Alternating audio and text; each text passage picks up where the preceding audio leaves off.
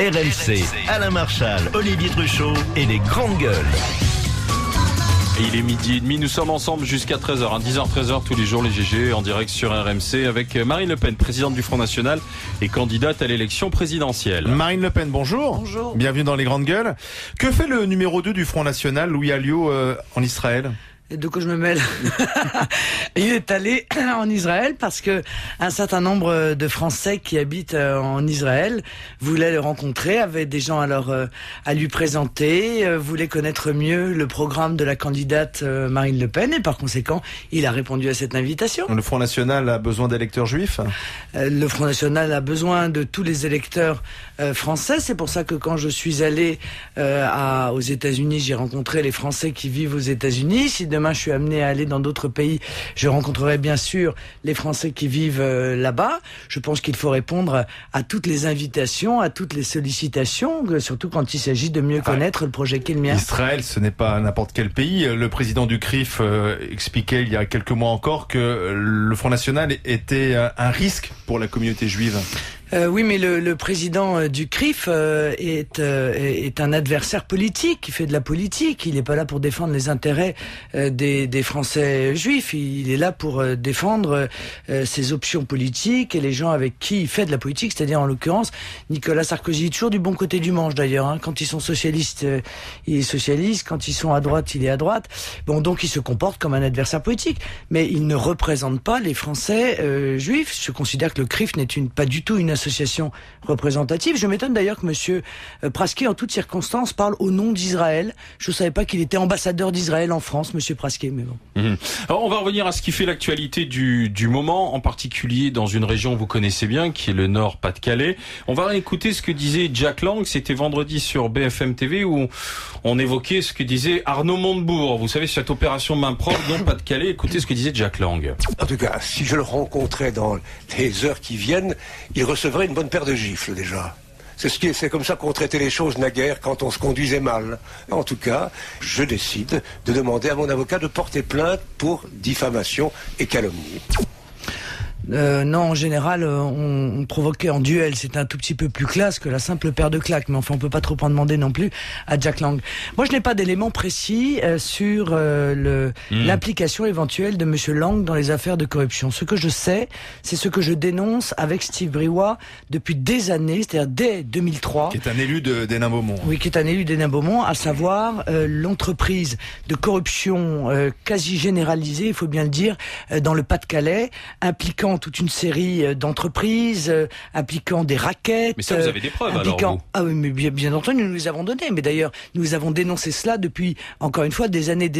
Bien avant d'ailleurs que M. Dallongeville, l'ancien maire d'Hénin-Beaumont, parte en prison. Bon, à l'époque, tout le monde adorait Gérard Dallongeville, hein. La droite, la gauche, M. Hollande, Mme Aubry, M. Montebourg, tout le monde avait appelé à voter pour lui au second tour, Mme Pécresse, M. Villepin, etc., etc. C'était l'union sacrée autour de l'escroc Dallongeville. Et puis tout d'un coup, chacun se pince le nez en disant « mais mon Dieu, c'est affreux ». Or, il le savait depuis très longtemps, ne serait-ce que parce que nous l'avons dénoncé, cette situation de corruption qui est probablement peut-être même plus grave que celle qui touche les Bouches-du-Rhône. Pourquoi vous dites plus grave ? Parce que je pense qu'elle est plus généralisée, qu'elle est plus ancienne, qu'elle est plus structurée que ne l'est le système de corruption monté par monsieur Guérini. J'espère donc que la justice va faire le nécessaire et je vous rappelle que les accusations qui sont portées par Gérard Dallongeville porte sur un financement mafieux du Parti socialiste. La justice a donc du travail à faire. Est-ce que vous croyez François Hollande, candidat socialiste à la présidentielle, lorsqu'il dit ce matin qu'il n'avait pas connaissance de dysfonctionnement financier ? Non, il ment. Non, Monsieur Hollande ne peut pas ne pas savoir, d'abord parce que la Cour régionale des comptes a effectué un grand nombre de rapports sur ce sujet, que ce soit d'ailleurs sur Hénin-Beaumont, que ce soit sur la Soginorpa, sur Adevia, donc il ne pouvait pas ne pas savoir. Et si j'en crois le JDD de dimanche, il a appelé Monsieur Kucheda, qui est soupçonné d'être au centre de ce système mafieux. Député maire de Liévin. C'est ça, pour lui affirmer son soutien le plus total. Monsieur Hollande va devoir s'expliquer aussi aussi sur cette problématique. D'autant que c'est un élément assez étonnant, mais je crois qu'il mérite d'être souligné. Comme par hasard, les deux fédérations les plus puissantes du Parti socialiste sont les fédérations du Pas-de-Calais et des Bouches-du-Rhône. C'est-à-dire les deux plus corrompues seraient donc les deux plus puissantes. Il n'y a pas loin, honnêtement, vous l'admettrez, pour en tirer la conclusion que c'est grâce à cette corruption, grâce à ce clientélisme, que le Parti socialiste a assis sa puissance dans un certain nombre d'endroits en France. Donc ça veut dire que le Parti socialiste vit avec de l'argent sale, de l'argent mafieux, quoi. En tout cas, il ferme les yeux jusqu'à quel point celui-ci a bénéficié de ces détournements. Écoutez, ça c'est à la justice de le dire. Moi, encore une fois, je n'ai vu que ce que M. Dallongeville en a dit, à savoir, il accuse clairement le Parti socialiste d'avoir été financé de manière occulte par cette corruption. Et vous faites confiance à la justice pour ces affaires politiques ? Écoutez, si on peut plus faire confiance à la justice, on peut plus faire confiance à personne. On sait que ça traîne, ça prend du temps. Ça c'est sûr, non mais ça c'est sûr. Mais il est évident que la nomination d'un certain nombre de personnes au parquet, ici et là, a exprimé la volonté très claire du pouvoir de pouvoir influer directement sur la justice. Mais j'espère tout de même que les magistrats qui sont en charge de ces dossiers pourront faire la lumière. Je vous signale avoir moi-même été victime par ricochet de ces affaires de corruption, puisque M. Pichoff, qui avait condamné à une peine extrêmement légère le voyou qui m'avait tiré dessus en pleine braderie des Nains-Beaumont, eh bien M. Pichoff est parti au trou avec les menottes, puisqu'il était acheté par M. Dallongeville et ses amis. Il touchait des pots de vin pour pouvoir rendre des jugements qui les avantageaient. Vous serez candidate aux législatives dans cette région à Hénin-Beaumont ? Je suis candidate à la présidentielle. Dans l'actualité, il y a justement un homme qui vient déclarer qu'il est candidat. Qu'en est-il de la justice sociale? Qu'en est-il de l'emploi? Qu'en est-il de la croissance? Qu'en est-il de nos usines, de nos banlieues, de nos campagnes? Alors je n'accepte pas cette situation. Et c'est pourquoi j'ai décidé d'être candidat à l'élection présidentielle de 2012. Que pensez-vous de la candidature Villepin ? Je pense que c'est pas une très bonne nouvelle pour Monsieur Sarkozy, mais que heureusement pour Monsieur Sarkozy, Monsieur de Villepin est un velléitaire et qu'à mon avis il n'ira pas jusqu'au bout. Pourquoi ? Parce que je pense qu'il n'en a pas la volonté. La réalité de cette déclaration, c'est que c'est un chantage qui est probablement fait à Nicolas Sarkozy et qu'il va négocier. C'est un moyen de négociation, puisqu'aujourd'hui c'est la grande négociation, c'est la grande braderie. Vous avez remarqué, entre le Parti socialiste et les Verts, à droite, chacun négocie ce qu'il va pouvoir avoir, pas avoir. C'est bien malheureux que la politique en soit arrivée là, mais c'est ainsi. Qu'est-ce qu'il pourrait et c'est la négocier, raison pour laquelle Dominique les Français de Villepin s'en détournent d'ailleurs, et je les appelle à s'en détourner. Mais je prends le pari avec vous aujourd'hui. On note, on met une petite croix sur nos agendas. Je pense que M. de Villepin n'ira pas jusqu'au bout de cette candidature. Et vous négociez de mauvais sondages. Le sondage LH2 qui vous place quasiment à hauteur de François Bayrou qui réussit une percée à 13%. Oui, permettez-moi quand même d'émettre les plus grands doutes sur cet institut. L'Institut LH2 ? Oui, l'Institut LH2 qui à chaque fois d'ailleurs donne des sondages. À chaque fois il y a un buzz. C'est drôle, la dernière fois c'était Sarkozy qui était juste près de Hollande. Cette fois-ci c'est Bayrou qui est juste près de Marine Le Pen. Moi, des instituts de sondage qui font des variations d'un mois sur l'autre, plus 6, plus 8, moins 12, je trouve que ça n'est absolument pas sérieux et je crois qu'en cela, l'ensemble des autres spécialistes et professionnels des sondages partagent mon avis. Donc LH2 est une version commerciale du sondage. Tous les autres sondages me donnent à un niveau extrêmement élevé et il est en cela une exception. Jamais au second tour. Ça a été le cas. Vous savez, la campagne n'est pas terminée, permettez-moi. Par conséquent, nous attendons de voir ce que les semaines et les mois qui viennent vont nous offrir. C'est grave quand même de remettre en cause cet institut, alors, parce que tous les médias mais très clairement, s'en font écho. Mais LH2, vous avez placé à 20%. C'est sûrement très très grave, cher monsieur, mais je le prends, ce risque-là, terrible. Je mets en cause, effectivement, LH2. Je pense que ça n'est pas un institut sérieux, encore une fois. Même lorsqu'il vous avait placé à 20%, parce qu'il avait été un des premiers à vous placer assez haut. Non, j'étais à 11 au mois de juin chez LH2. Mais encore une fois, un institut qui donne des variations de plus 8, personne n'y croit dans le milieu professionnel des sondages. Mais bon, voilà. Donc tout va bien pour vous. C'est l'aspect commercial. Ça va, c'est bien, merci. Marine Le Pen est avec nous sur RMC dans les GG.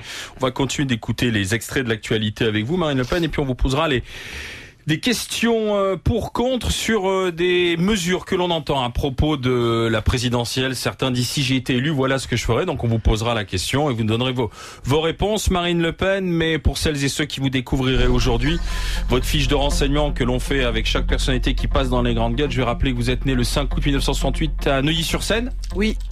Situation de famille, s'il vous plaît. Je suis divorcée, j'ai 3 enfants. Qui ont quel âge?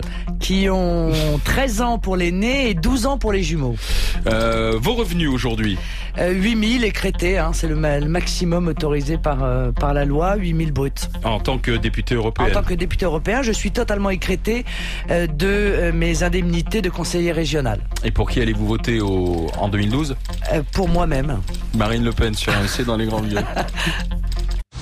RMC, Alain Marchal, Olivier Truchot et les grandes gueules. Marine Le Pen, présidente du Front National, candidate à l'élection présidentielle et dans les GG sur RMC. On va écouter Thierry Mariani, ministre des Transports. Il était assis à cette même place vendredi. Nous parlions du Big Bang de la SNCF, des changements d'horaire. Et puis on lui posait une question sur vous, Thierry Mariani. Non, rien de spécial parce que finalement c'est toujours un peu le même discours. C'est l'entreprise familiale qui continue, on dénonce, on exploite un fonds de commerce, mais on ne veut surtout pas régler les problèmes. Et puis vous devriez l'inviter avec finalement des responsables socialistes parce que l'un sert bien l'autre. Réponse à l'un de ceux qui représentent la droite populaire à l'UMP aujourd'hui? Oui, mais M. Mariani n'y connaît rien en démocratie, manifestement, ni en démocratie interne des partis politiques. C'est normal parce qu'à l'UMP, ils n'ont pas désigné le secrétaire général de l'UMP. Il a été nommé par le président de la République. Donc il faut lui rappeler que moi, j'ai été élu au sein de mon mouvement. Donc quand il parle de petite entreprise familiale, je pense qu'il pense à l'EHPAD, mais sûrement pas au fonctionnement du Front National, qui lui est un fonctionnement, encore une fois, démocratique. Les adhérents ont voté. Ils ont voté dans des conditions qui n'ont jamais été contesté ni critiqué par quiconque et j'ai été élu, n'en déplaise à monsieur Mariani. Je comprends que ça l'ennuie, mais c'est ainsi. On vous reproche d'être l'héritière de votre père, effectivement. La dynastie Le Pen, c'est ce qui tient le Front National. Je suis la fille de mon père, oui, ça c'est sûr. Ça, monsieur Mariani n'a pas inventé l'eau chaude, mais de là à enfoncer les portes ouvertes telles que celle-là, je suis effectivement la fille de mon père. Quant à cette idée couramment répandue dans les fiches argumentaires de l'UMP que nous n'avons pas de solution, nous en avons plein. D'ailleurs, la droite populaire sait parfaitement où les trouver, puisqu'à chaque fois qu'ils ouvrent la bouche, c'est pour, comme des perroquets, en général, sortir des mesures qu'ils ont directement trouvées dans le programme du Front National. La droite populaire pompe le Front National, pique au Front National. Régulièrement, ils ont aucune idée personnelle. Ils disent, c'est nous la vraie droite décomplexée, on n'est pas l'extrême droite. Non, mais ils sont là pour ça. Ils l'ont dit d'ailleurs dans un mail. Ils ont dit, notre objectif, c'est de recrédibiliser le président de la République, de le relégitimer face à tous les électeurs qui se sont détournés de lui parce qu'ils sont déçus que celui-ci n'ait respecté aucune de ses promesses. Voilà. Et c'est pour ça que j'ai dit que la droite populaire, c'était un slogan publicitaire. Alors, la droite populaire pique vos idées. Est-ce que ce monsieur vous Mais pique? il les applique pas, eux, en revanche. Est-ce que ce monsieur parle comme vous? On l'écoute. Nous souhaitons que la France reste respectueuse de ses traditions, y compris de ce qui fait l'art de vivre français, comme les civilités, si vous voulez, la politesse, la gentillesse des uns avec les autres.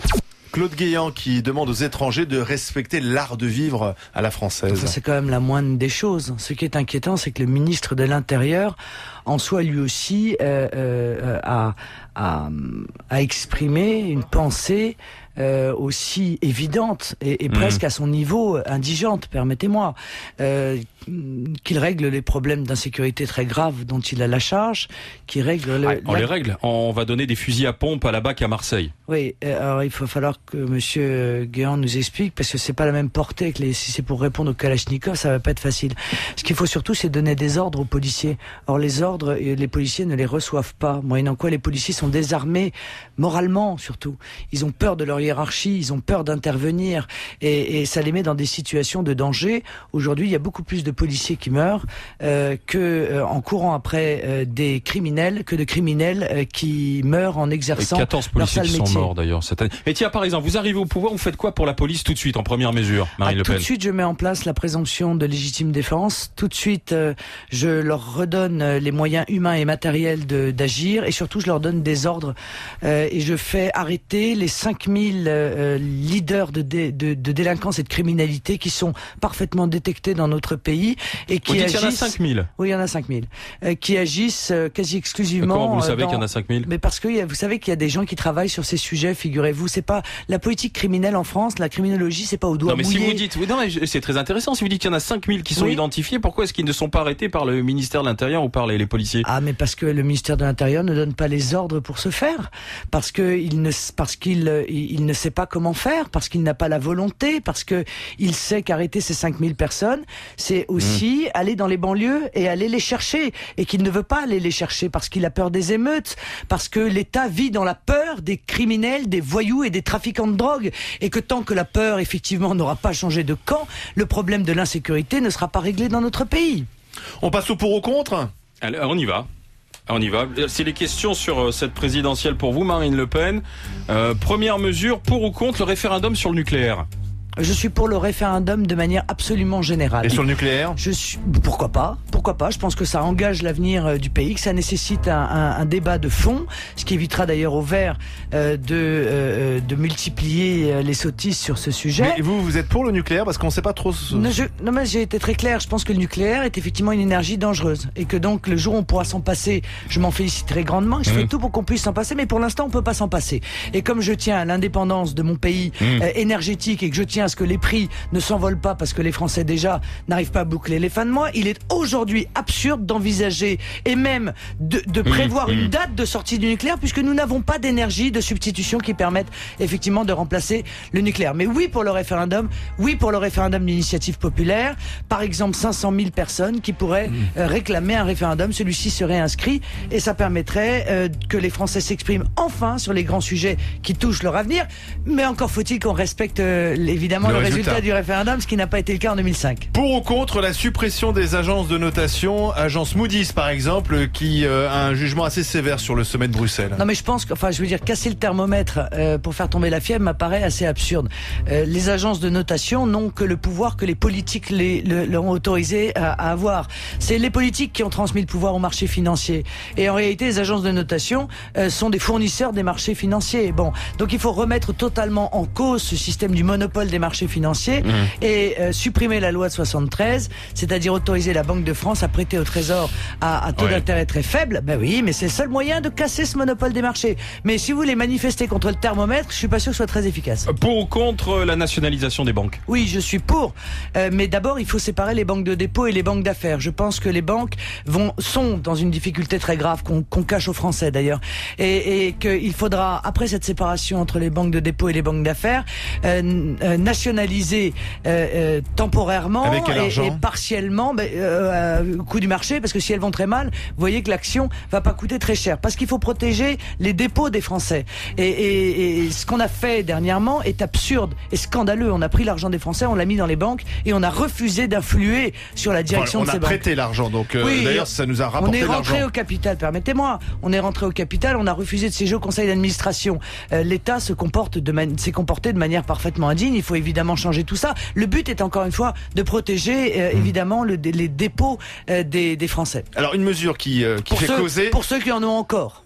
Une mesure qui fait causer la TVA sociale. Pour ou contre la TVA sociale ? Je suis contre la TVA sociale parce que je considère que faire peser sur la consommation le soin de financer le social, c'est vrai que le fait que le financement du social pèse sur le travail, c'est pas bon, mais le fait de le faire peser sur la consommation, ça veut dire que tous ceux qui sont les plus modestes dans notre pays et qui dépensent une part très importante de leur salaire ou de leurs revenus dans la consommation seront évidemment désavantagés. Mais si vous arrivez au pouvoir, d'injustice. Vous augmentez les impôts ou pas ?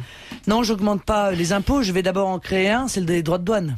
Donc ça, c'est un impôt supplémentaire. Nous sommes en train d'y travailler avec l'ensemble de mes experts et de mes fiscalistes. Donc vous admettrez avec moi que sur toute une série de sujets, ils ont été particulièrement lucides avant les autres, puisque ils avaient prévu tout ce qui est en train de se passer depuis des mois maintenant. Des droits de douane, mais on risque aussi nous de payer aussi des droits si on en impose aux autres. Non, parce que c'est déjà une mesure mesure de rétorsion de notre part, en quelque sorte. C'est un rééquilibrage, puisque dans toute une série d'autres pays, nous payons déjà des droits de douane. C'est le cas aux États-Unis, et c'est le cas en Chine. Hein. Et puis pour ou contre la baisse du salaire du président, François Hollande a dit si je suis élu, c'est moins 30% tout de suite. Et vous, si vous êtes élu? Oui, enfin, on se rappelle le scandale quand même qui a consisté pour Nicolas Sarkozy de s'augmenter de 174% dès son arrivée au pouvoir. Est-ce que vous baissez le salaire? Oui, surtout je mets tous les salaires sur la même base que ceux des députés, ministres, président de la République. On ne fait pas cela pour gagner de l'argent ou pour payer pareil, même salaire pour les trois. Exactement, même pareil, c'est même salaire pour les trois. Et puis une dernière question, c'est Yann qui vous demande, Madame Le Pen, qu'est-ce que vous faites de la chaîne Al Jazeera qui a acheté les droits du football français? Est-ce que vous êtes choqué? Je suis choqué. Je suis assez étonné que le Qatar intervienne partout en toutes circonstances et cherche manifestement à introduire. Oui, ils ont de l'argent, oui, mais le problème, c'est que, figurez-vous, dans la société française, tout n'est pas à vendre et tout n'est pas à acheter. Et que moi, j'ai pas envie que nous nous fassions acheter par des Vous voulez nationaliser le foot capitaux, aussi? Non, des monarchies, des pétromonarchies, voilà. Je pense que l'État français aide beaucoup en ce moment le Qatar, probablement parce que l'émir du Qatar est un ami du président. Ce qui m'inquiète plus, c'est les investissements qu'ils font dans la banlieue, les investissements massifs. Je ne voudrais pas que la banlieue soit instrumentalisée par un État comme le Qatar. À votre avis, le Qatar cherche à s'infiltrer en banlieue, à instrumentaliser la banlieue? En tout cas, c'est un risque, et je pense que quand on dirige... Et là, ils ont créé un fonds, effectivement, pour trouver les nouveaux talents dans les banlieues françaises. Oui, mais je pense que quand on est un grand pays comme la France, il faut être conscient des dangers de voir ainsi un État qui cherche à avoir le leadership dans la région. Mais est-ce que la France occupe parce que c'est un État du Golfe et que c'est un État musulman? Oui, on a bien compris. Mais la France s'occupe pas de ses nouveaux talents en banlieue, c'est pour ça. Mais excusez-moi, enfin, comme la France a toujours la démocratie à la bouche, je suis pas sûr que le Qatar soit un exemple extraordinaire, en l'occurrence, de démocratie. Je dis attention aux influences qui peuvent s'exercer dans notre pays, même quand c'est au travers de l'argent, et surtout peut-être quand c'est au travers de l'argent. Les nouveaux talents en banlieue, on en fait quoi alors? Parce que ça veut dire que la France s'en occupe pas. C'est bien grave. Et est-ce que c'est pas ça qu'il faut faire surtout? Marine Le Pen, présidente du Front National, candidate à l'élection présidentielle. Merci. Demain, dans les GG, Sophie de Menton, notre amie avocate Marianne Soubré, et Ramayad, qui sera avec nous, qui a bien des soucis justement avec sa domiciliation du côté des Hauts-de-Seine et du côté de Colombes. Et avec son livre aussi. Ouais. Avec des copier-coller. Et Dave sera aussi dans les GG. C'est bien lui qui chante. Éric Brunet, carrément Brunet, 13h-14h, bonjour. Bonjour, j'ai regardé hier soir l'intervention de Dominique de Villepin dans le journal de Claire Chazal. J'ai trouvé ça navrant. Je crois qu'il est trop gaulliste. Enfin, on est tous gaullistes ici. Je crois que c'était Claire Chazal qui était navrante. Non, c'est lui. C'est lui. Aussi. Non, mais comment il n'a pas pu décrypter que la politique avait changé depuis les années de Gaulle? De Gaulle est un type formidable. Enfin, il n'a rien dit. L'héritier du général, nous l'avons. Non, c'était vide. C'était creux. Il n'a rien dit. Je crois qu'il nous prend comme dévots. De Gaulle a dit les Français sont dévots. Il a retenu que ça, Villepin, du gaullisme, parce que faire intervenir pendant 10 minutes comme ça, devant 60 millions de Français, enfin, en l'occurrence, il y en avait un peu moins devant TF1, bien sûr, mais c'est navrant. Il n'a rien dit. C'était totalement creux. Ce monsieur nous prend pour des idiots.